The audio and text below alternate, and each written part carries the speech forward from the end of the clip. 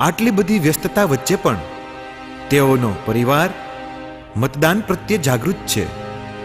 શું તમે જાગૃત છો? મજબૂત આંગળી, મજબૂત લોકશાહી, મજબૂત રમત.